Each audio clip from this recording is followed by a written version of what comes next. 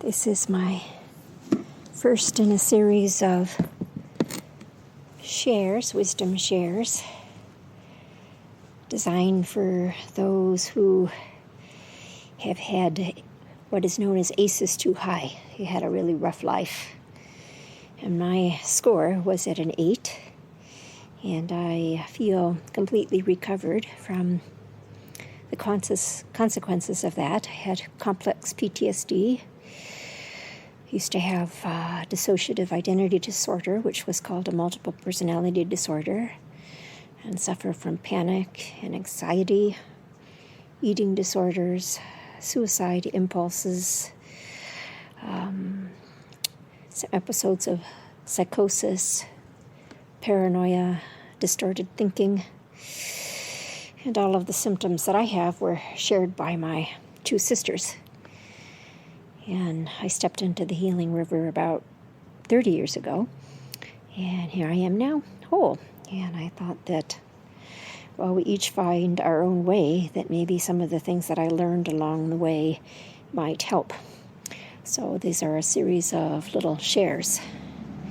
And one of the first things that came to me was going on a truth quest. And at that time, some wisdom from within told me to unplug from my family temporarily, and also to unplug from the spiritual paradigms and the political paradigms, which was really terrifying to do. And at the same time, I plugged into my sense of passion, what I really loved at the time. And at that time, I was a dance maker, or was drawn to dance making. And at the late age of 28, I shifted my focus from economics. I had 1 class left, and I began the long process of mastering the body and learning the dance and learning how to make dances. And at this time, my inner self also encouraged me and prompted me to let go of the book that I was memorizing scripture verses, but to retain one thing, this sense that the truth will set you free. And ironically, my mother had also told me that she had had a vision on a staircase when she was young about the power of truth. And so the first thing that manifested was a little mantra: truth in my spirit, truth in my soul, truth in my mind, truth in my body. And I let go of that, of religion and politics, and just use this mantra. And so I wanted to just do that a little bit now, is to just say this little mantra. And if it feels right to you, to adopt this mantra. But I would suggest to make sure that you're in a safe setting, in a safe relationship, whatever that is, that you manifest that first before you enter this, because when you ask for truth, the manifestation of truth, it can be very destabilizing in a positive sort of way, and you may remember and feel things and begin to have flashbacks, and you want to have a container, being in a safe living situation, and to have the means and the support. So all you do is, through the day, is as you're walking along, you just think to yourself, truth in my spirit, truth in my soul, truth in my mind, truth in my body.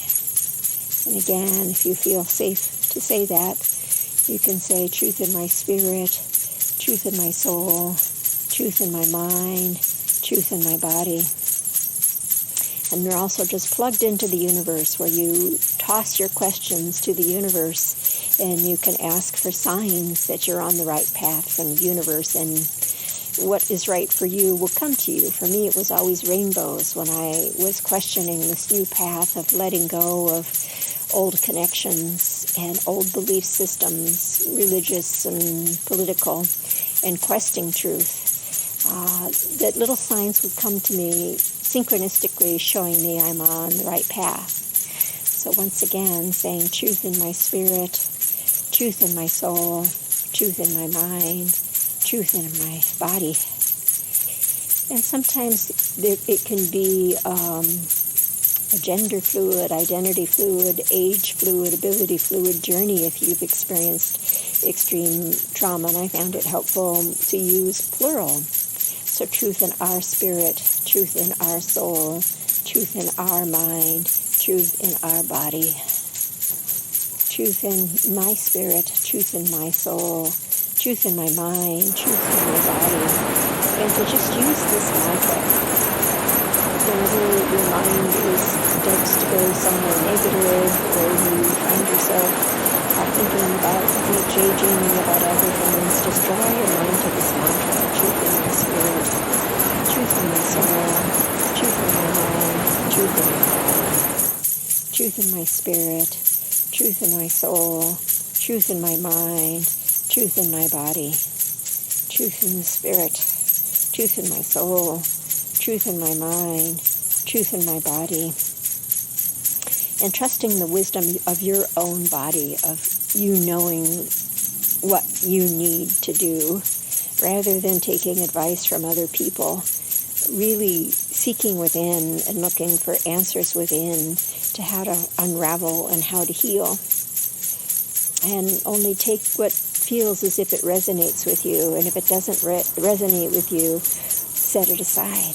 Okay, that's tip number 1 in this journey of how you can recover from complex PTSD, how you can recover from the deepest wounds imaginable. As if I can do it, I know you can do it. I believe in you. I'm on the other side, and you can do it. It's hard work.